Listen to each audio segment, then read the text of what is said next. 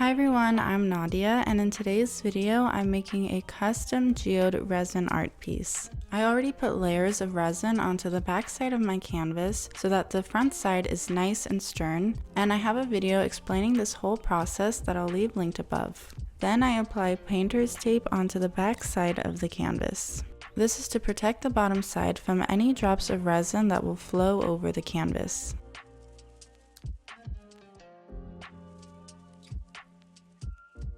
And I use an X-Acto knife to cut off any excess tape. I prop my canvas up onto some cups and then I start to mix in my resin. I'm using craft resin, which is a 1:1 ratio by volume, and I have a discount code linked in my description if you want to give them a try. So I add in equal parts of the part A and B and then mix the two together for about 5 minutes.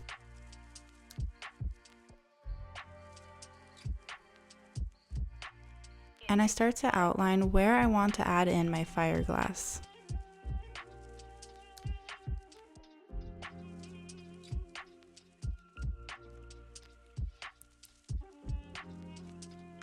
Then I separate my resin into smaller cups to add in my pigments.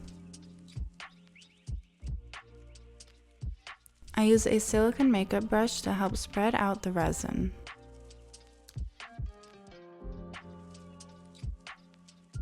And to create a beautiful crystal effect with my fiberglass, I'm starting off by adding some iridescent flakes onto my resin.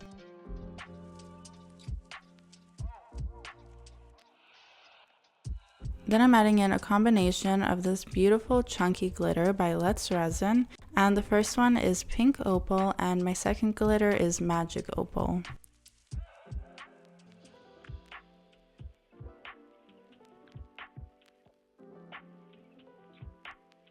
Now I'm ready to start adding on my fiberglass, and I start off with the larger pieces.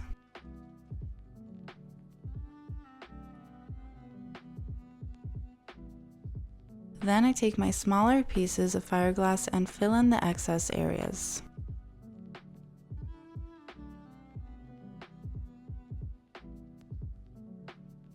Once I have that done, I start to mix in my pigments. And this process was a little bit of a roller coaster. I did several layers that I wasn't entirely happy with, so I'm going to speed through this first layer. I wasn't happy with the color combination that I used, as well as my pouring technique, and just the overall way that it turned out. The great thing about resin is that you can just start over again by adding another layer.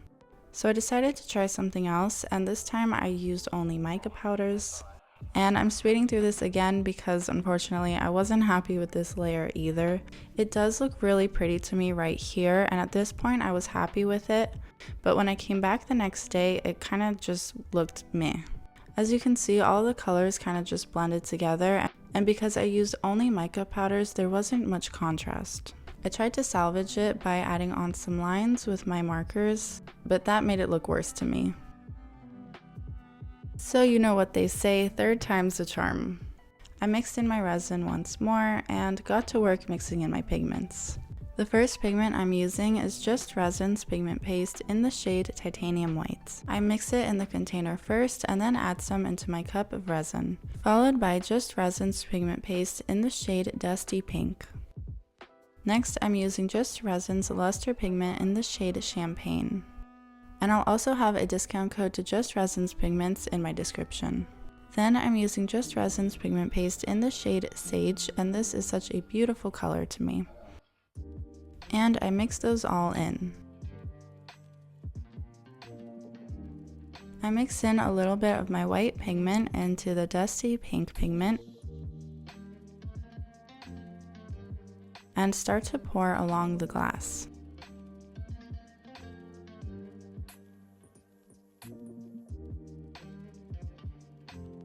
I also decided to add Craft Resin's mica powder in the shade Magenta for a little pop of color.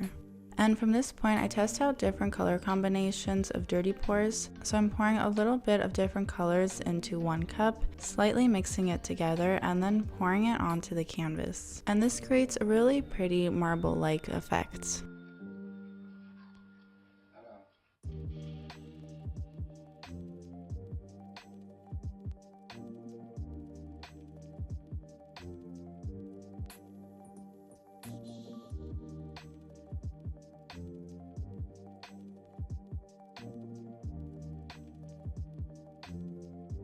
If you're enjoying this video, please be sure to let me know. Leave your thoughts in the comments and make sure to leave a thumbs up as well. It really helps out my channel.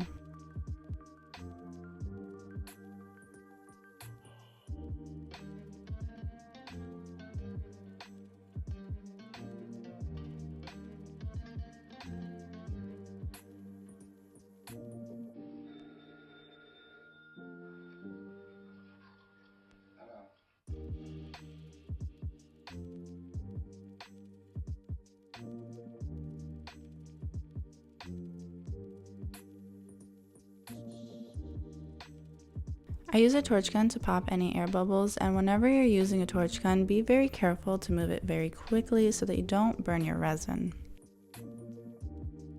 I come back the next day once this layer of resin has hardened, and using a combination of acrylic markers and gloss paint markers, I draw on some lines.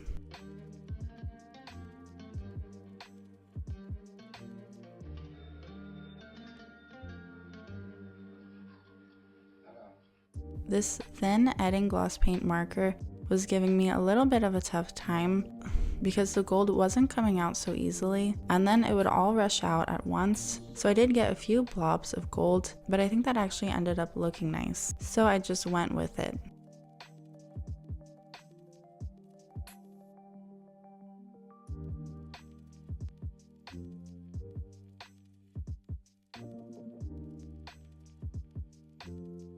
And I added some pearls onto the glass area. I just placed them for now to see what they would look like, and I ended up adding them later when I did my top coat.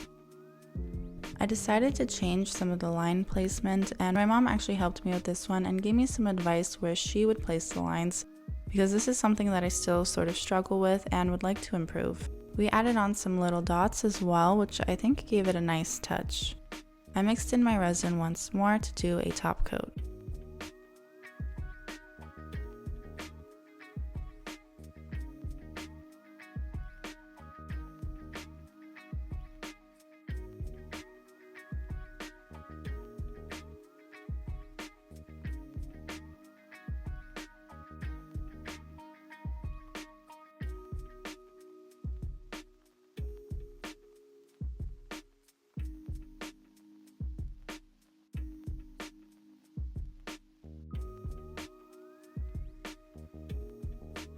Again, I made sure to pop any bubbles so that my top coat would have a flawless finish. And it's also important to cover your piece once you're done so that no dust particles or fibers fly onto your piece while it's hardening. Once that top coat is hardened, I'm able to flip over the canvas and remove the painter's tape. As you can tell, there are many drops, but this easily comes off with a combination of using a heat gun and an X-Acto knife. The heat gun warms up the resin drops, causing them to be a lot softer, and in turn makes it super easy to scrape off with the X-Acto knife.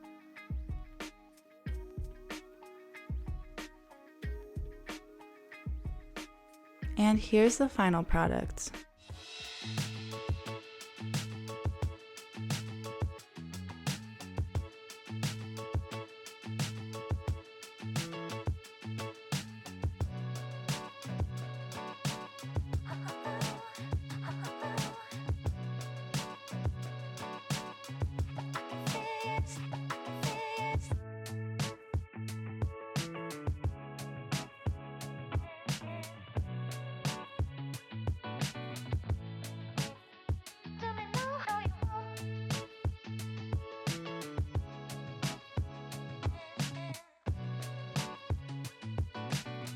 Thank you guys so much for watching. If you liked this video, subscribe to see more videos like this in the future. Follow me on my Instagram, Summer Girl Designs, and my mom's Instagram, Wild Heart Resin Art.